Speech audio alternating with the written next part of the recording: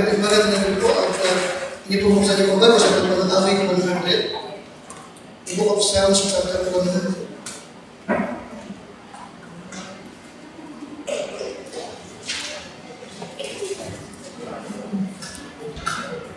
Psalms chapter 100.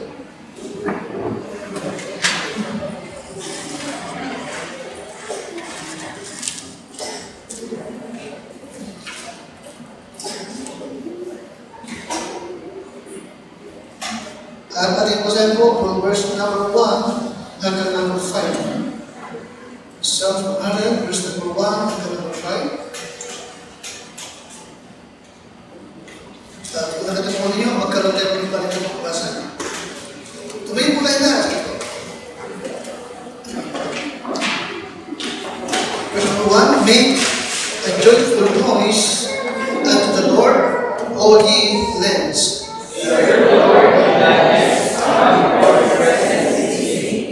Know ye that the Lord is God.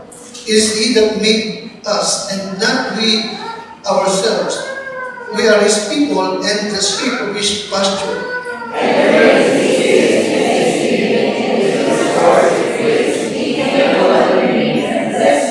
And that, for the Lord is good, His mercy is everlasting, and His truth endureth to all generations. Okay, Brother Ruben, okay, Brother Ruben, ang ating mensahe.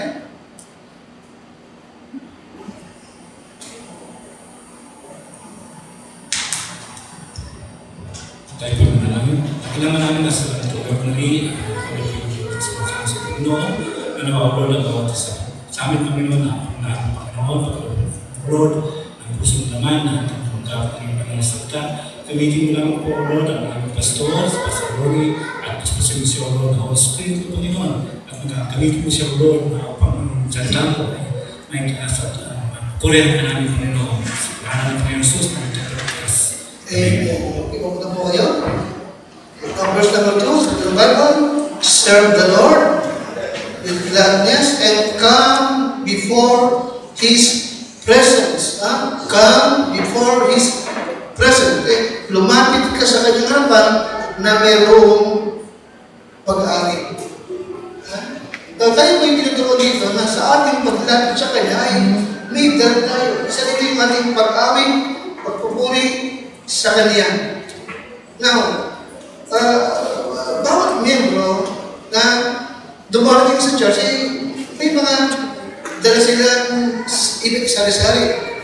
May mga miyembro na may dalang tinapay, may dalang candy para sa anak. Ang iba naman ay dalang laruan para malibang yung maliit na bata. Ang iba naman ay may dalang tubig na walang masama. Gusto nga, tubig, parang pinchi lang na kayo. Diba? Nadala ko naman, bakit kaya nung panahon namin, kami, elementary, high school, wala akong matandaan na kaklase na may dalang tubig. Kahit teacher. Sa puso lang kami uminom. Isa, para makainom sa bahay na. Lulubos din kami ng Manila, nagkakabat, lumalubos kami ng Manila. Walang tubig na bibig. Pero ngayon, ang mga tao, basta darabas ng bahay, bibig ng tubig. Para mamatay sa ulo.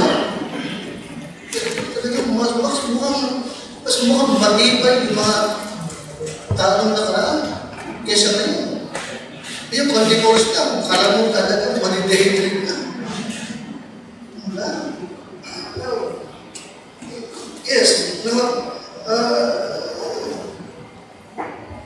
maraming dala bawat tao sa pagtungo sa church. Of course, ibig na lahat, bahalaga, may dala tayong Bible. Amen? At hindi tayo maging tulad ng ilang mga kasi they are Christian, pero walang Bible na dala sa pagtungo sa church. Now, ito sa Book of Psalms ay nagtuturo sa atin kung ano na dapat nating dala kapag tayo natutungo sa bahay ng Panginoon. Ilan natin pang sa English, what to bring to church. What to bring to church. Ano ang dapat nating dala sa ating pagtungo sa bahay ng Panginoon. Now, in verse number 1 to number 2, balik kayo po, ano sa doon? Make a joyful noise unto the Lord, all ye lands. Now, pangunahin na mahalagang dala mo sa pagtungo dito sa church what? Yung right spirit. Pero ang tamang spirit. Ano yung right spirit?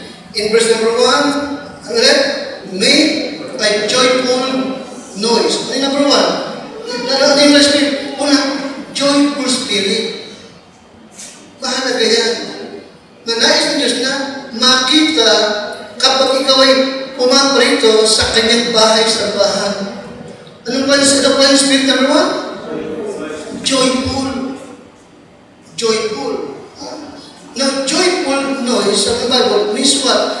It means to worship God with joy, celebration, and praise.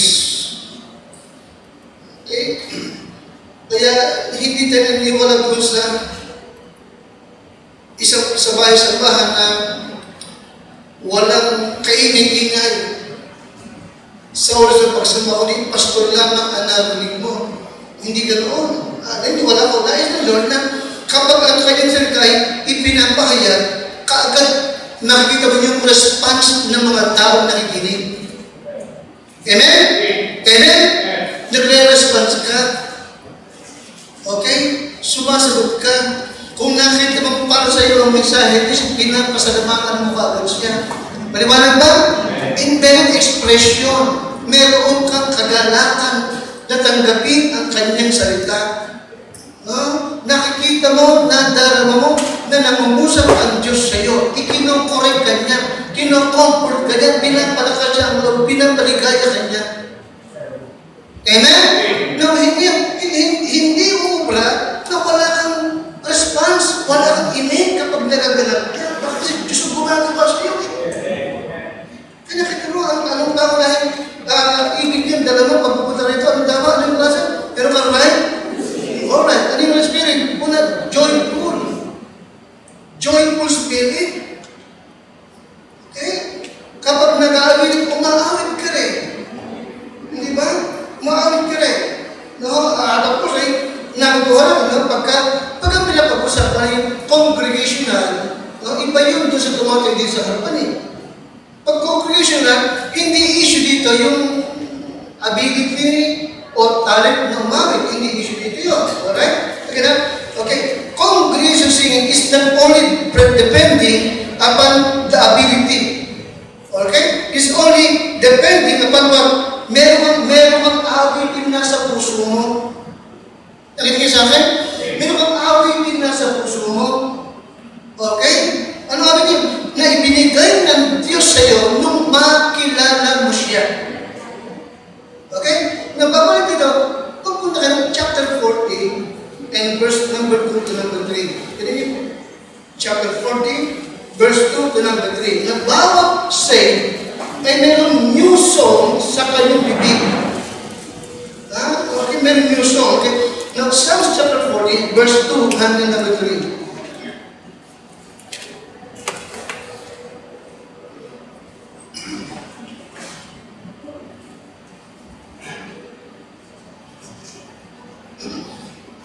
Kinakita na po nyo? Chapter 40, verse 2. Okay, ready na natin. He brought me up also out of an horrible pit. Nakita mo yan? Nakita mo yan? Now, hindi ibig sabihin, si David ay nahulog sa balong malalim ng putik. Okay? Ang pinag-uusapan ni Yeshua, ikaw, ako, hinamot tayo na Diyos sa kapila-kilabot na bangin ng kaparusahan. Nakita niyo po? Horrible pit, out of the miry clay. Na kung hindi ka niya hinamot, hindi mo kaya umalis doon. Amen? Nasip ka, naligtas ka, sapat hinamot ka lamang niya. Di ba namin? Wala kang kaya makaahon sa sarili mo. O hindi siya kumilos, wala kang ganyan dito. Okay? Kaya nga nung hanguin ka niya, no, It speaks about redemption, okay? And set my feet upon what? Upon what? Okay. Ano yung rock? First Corinthians 10:4, that rock is Christ. Are you see? Okay? First Corinthians 10:4, that rock is Christ. Kaya, nakatayo ka kay Christ. Alright? And then, establish my goings. Binigyan ka niya ng direksyon. Okay? O sapagat alam ka niya, kinubus ka, number 3. Kaya na, and he had put back, alright, a new song in my mouth, even praise unto our God. Many shall see it and fear and shall trust in the Lord. Blessed is that man that maketh the Lord his what? Trust and respected not the proud. Yan ang inaawit. Ito ngayon yung inaawit-awit mo. Amen? Kaya matuwid lamang na hanapan niya tayo ng right spirit kapag tayo'y pupunta rito. Matuwid lamang yun. At ang pangalan right spirit is what? Joyful. Amen? Joyful. Kaya wala mo nagdaan na tumayo ko dito natin. Hindi masaya. Tama na. Natutuhan ko yan eh. Amen? At ibig ko, yan din ang nakikita ng Diyos sa atin lahat. Kapag tayo sumasama sa Kanya. Amen? Ano naman ang iyong iniwan sa bahay? Ano naman ang mga kinaharap mo ng nakararap? Kalimutan mo lahat yan. Binalito ka, sasamba ka, at ibig makita ng Diyos na meron kang joyful spirit. Second is what? Serving. Balik kami 100 verse number 2. Joyful, and secondly is what? Serving spirit. Okay, 100 verse number 2. Kaya serve the Lord with gladness. Tama? Kaya nga pag pinag-usapan ng right spirit, right spirit, ito ang isipin, joyful, second is what? Serving. Serving. Mga lingkod kayo na may kasayahan sa Panginoon. Amen? Amen? Joyful at nagsaserve, masaya rin. Maliwanag ba? Hindi na pilitan na. Maliwanag ba? Pag hinilingan kang umawit, hinilingan kang tumulong, hinilingan kang magwalis, hinilingan kang magdilig, hinilingan ka na maglinis, tinatanggap mo na mayroong kagalakan. Maliwanag ba? Kaya na? Para yung bang, di ba natin ba yung anong klaseng faith, yung kalugod-lugod sa Lord, anong klaseng faith? Okay.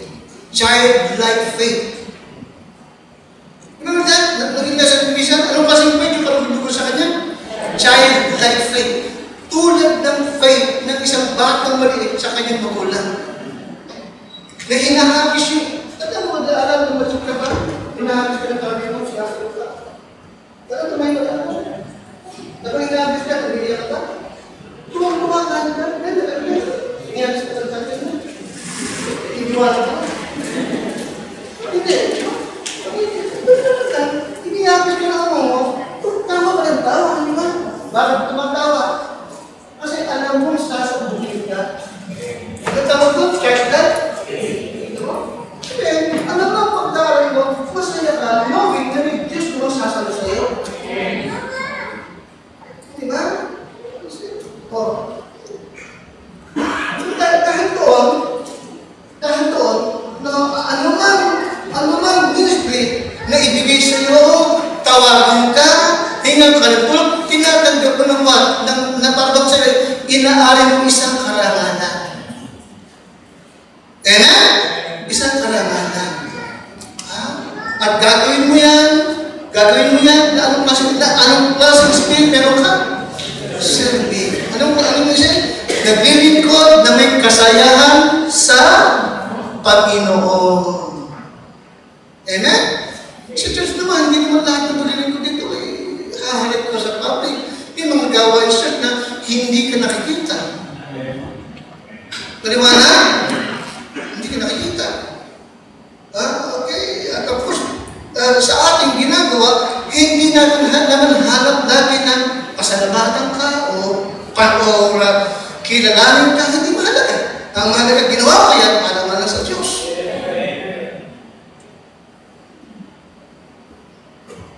Kaya ito yung number one. Kainin Lord, dala mo, bit mo sa iyong paparito. Right spirit, joyful and serving. Serving, mapaglingkod. Okay, mapaglingkod. Alright? Kaya nga, we are to be filled with love for God. That regardless of what He asks us, ano man ang kanyang hiling sa atin, gagawin natin para sa kanya, we are so happy to do it. Amen? We are so happy to do it. Yung church sa Patubay, sa Binamonan, wala sa lugar. Yung isang membro, pero siyang baka nila sa tabi ng kanyang bahay, pinagamit siya, nagtatayo sila doon. No? Talagang palagi guys, sister, ano ba? Geraldine Apruego. No, iisipin mo na ginawa lang niya yun, okay na. Pero every Sunday, and every time na may gawin, isa siya. So talagang pagod na pagod, kudkod na kudkod. Halos tao yun. Yung asawa niya para sa mga, bokal. Yung asawa yung manatong sa kapitan. Lagi pagod na pagod. Kudkod na kudkod doon. Hanggang sa kainan, siya rin ang hain na hain. Gusto, nakapagkakain, dumuna ka sa bahay, huwag na, alam siya niya. Ayoko na palahin ka. Ang mga tao, lumas-pasok sa bahay niya. Pero wala makikita mo yun eh. Masaya siya sa kanyang ginagawa.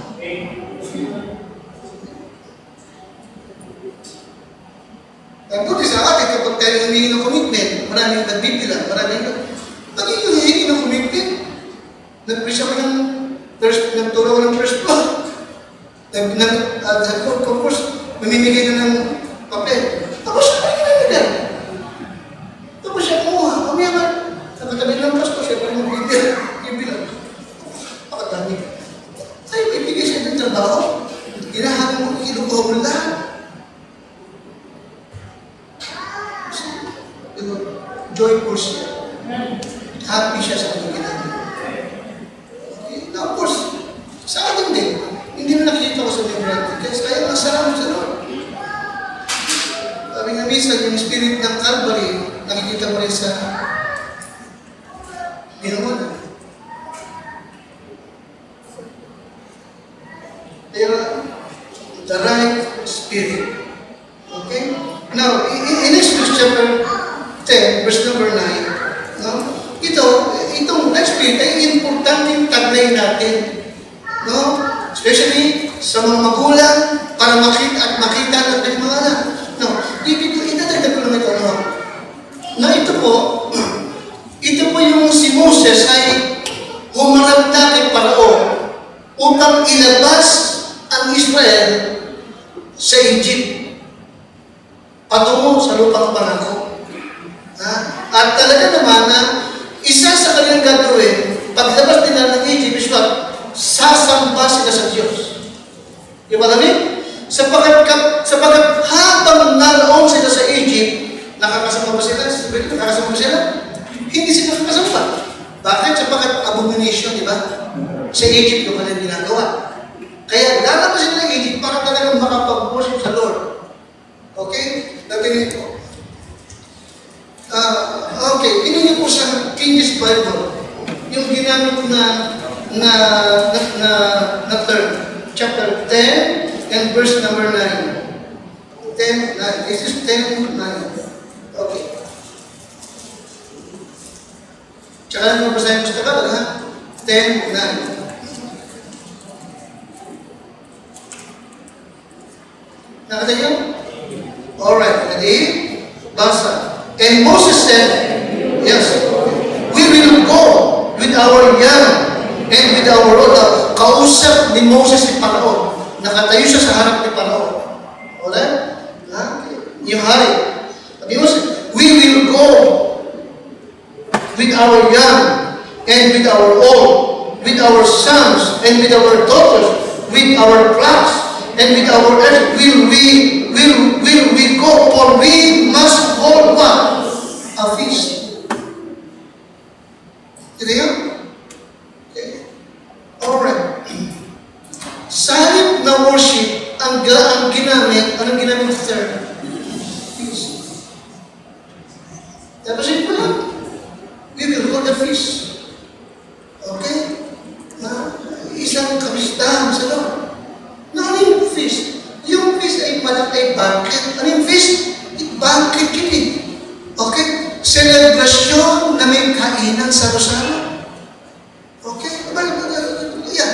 Feast yan. Family feast. Nakita mo yun? Ayan, feast din yan. Family feast yan. Okay, ano ba? Ayan.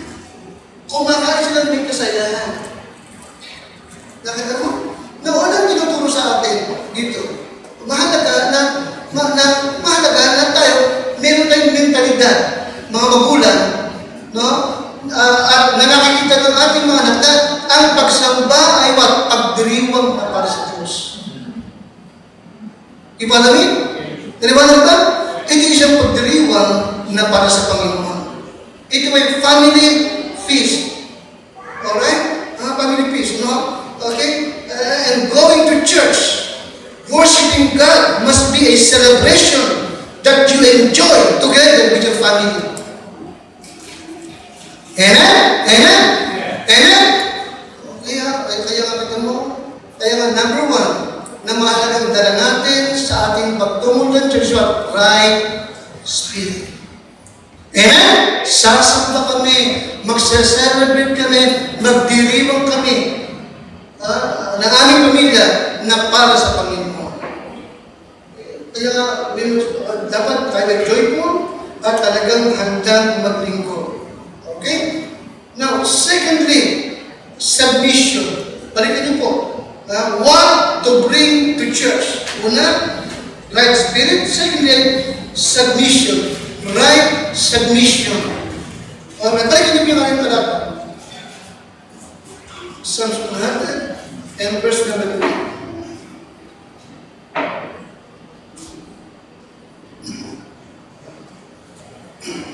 Ako'y biyernes pa lang ay may sigaw na sa dita.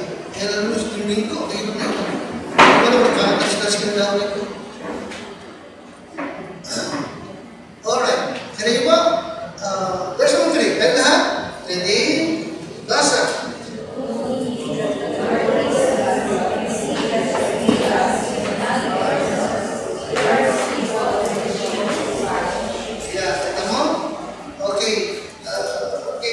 Know ye that the Lord, He is God. He is God.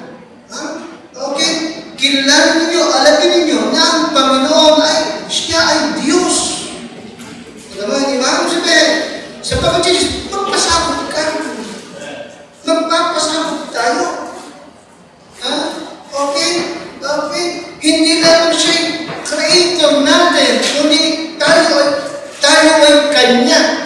At tayo ay mga tupa ng Kanyang paskulan. Nakadiba? Kaya, tayo ang tupa, siya yung ating great shepherd. Naliwanag ba? Amen? We belong to Him. Alright? Siya ang ating Diyos. Okay, kaya nga, pangalawa na mahalagang taglay natin pare-pareho sa ating pagtuloy ng right submission. Amen? Pagpapasakot. Okay? He is our Lord. He alone is God.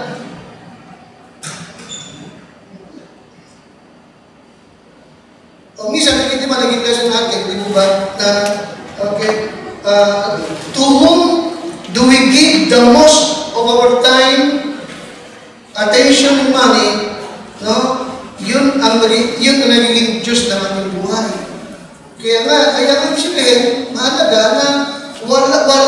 ibang labis na papahalagahan maliban lamang sa iyong Diyos. Paliwanag ba? Amen? Wala kang ibang iibigin, wala kang ibang itatalo na ibig maliban sa iyong Panginoon.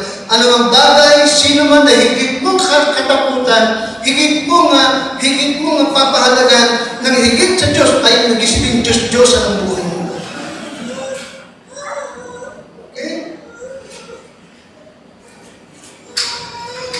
Right submission, ha? Right submission. Ha? And we need to realize that God saved us for a purpose. Pakalabas nga, we need to realize that God is what?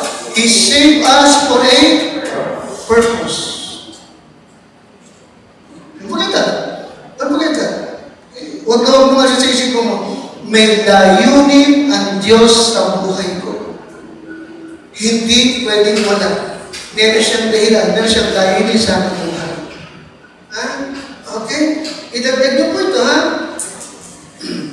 God did not just save us to keep us out of hell.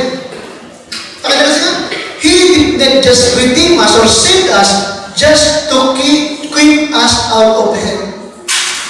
Okay? Mahalaga ito. Ano gusto ko nandali po ito?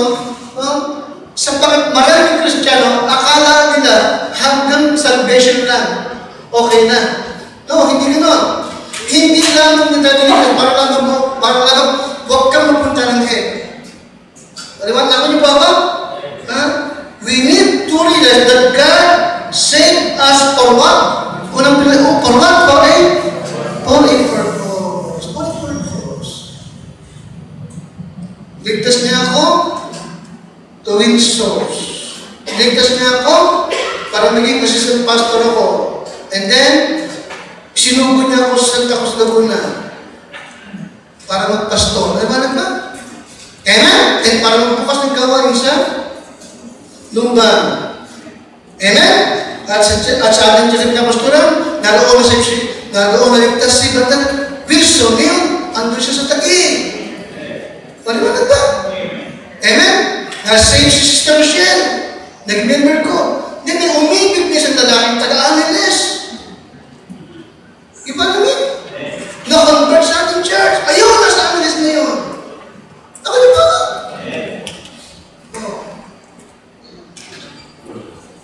Diyan yung mga solidan natin. Diyan mo yung sinumat na iya. Iba naman kasi purpose. Kaya ano kailangan? Right submission. Right submission. Okay? We are the sheep of His pasture. We belongs to Him. Kaya kapag ito, alam mo, nakatanim sa isipan mo, okay? Nakakatulong po ito para hindi ka nagbabalisa, hindi ka nag-worry anuman ang pagdaanan mo. Walang darating sa buhay mo na hindi niya nakita noong una pa. Walang mangyayari. Walang aksidente sa buhay natin. Wala. Lahat yan ay alam ng Diyos. Amen? He didn't just save us to keep us alive, but for a purpose. Kaya walang dahilan para tayo ibabalisa about a need being met. We never have to feel anything na darating po sa ating buhay. Amen, Christian? Amen? Ang tamang talata doon, Romans 8:20. All things work together for good to them that love God, to them who are called according to His purpose.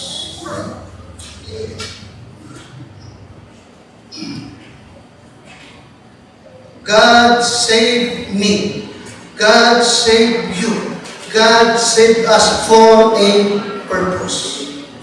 Hindi lang basta iniligtas sa impyerno. May layunin siya sa buhay natin pala-pala. Pangatlo, at pamuli, right sacrifice. Right? Right sacrifice, ha? Now, hindi ko nasasama yung giving. Hindi ko nasasama yun, ha? Okay? Kasi kapag ka ikaw ay merong right spirit, magbibigay ka talaga eh. Amen ka siya? Kapag meron kang right submission, magbibigay ka din talaga. Amen? Alam mo meron siyang purpose sa buhay mo, hindi ka matatakot na mag-commit. You see? At pangatlo, yes. Pangatlong mahalagang dala natin para-pareho. Anong pangatlo? Right? Sacrifice. Right sacrifice. Huh? Okay. Now, verse number 4 to number 5. Enter into His gates with thanksgiving. Ito mo? Pagpasok mo pa lang dyan, no? Para sumumba ka sa Kanya, no? Ano na sa Lord? Kung mapasok ka, meron kang thanksgiving. Di ba? Ano pa? Praise. Di ba? Okay. Very thankful ka sa Diyos.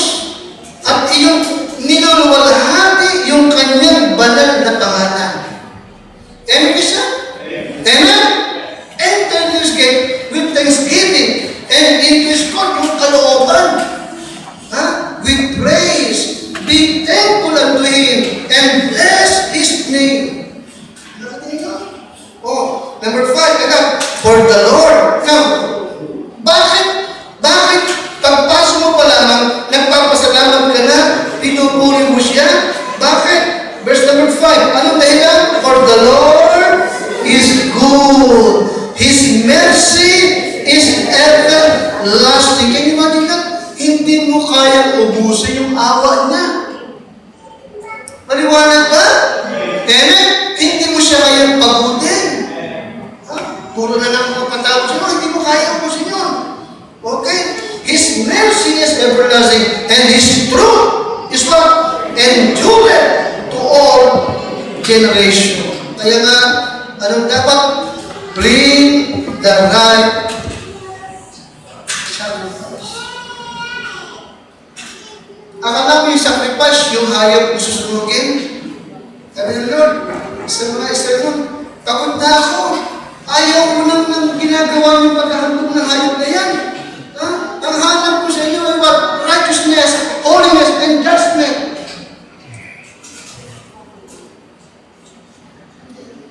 Isa pa rin sa sakripisyo na mahalaga sa Panginoon. Okay? Na siya'y pinupuri mo, niluluwalhati mo for His goodness, grace, and mercy. Regardless of what happens in life. Are you seeing? Pakita ka sa? Praise God for His what?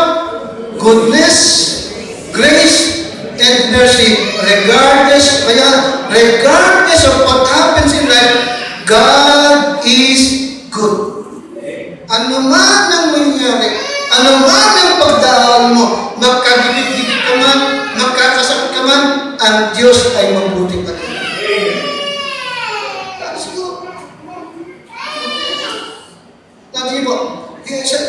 Hebrews 13:15. Hebrews 13:15. Ayan. Kaya pala, sa pamagitan niya, maghandog tayong palagi ng hain o sakripisyo ng pagpupuri sa Diyos sa mga tuwing ay ang bunga ng ating mga labi na nagpapahayag ng Kanyang pangalan. Hain, sacrifice.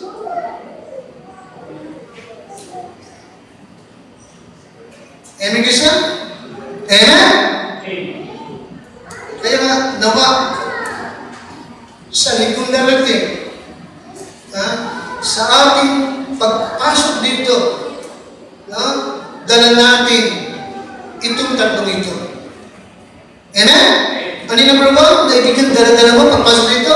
May dala kang Bible. May dala kang Bible. May dala kang tubig. May dala kang tinapay. Amen ka siya? Doon sa may pantalon nila Kimberly. Tama to. Nung nag-aalisan na, sinunod yata, may mga kukumento. mag-iisipin. May dumalo dito, may dalang delikado. Habang nag-iisip siya, nagpupunta naman po. Siguro kayo, kaysa naman buhok. Pala kumikita pala ito.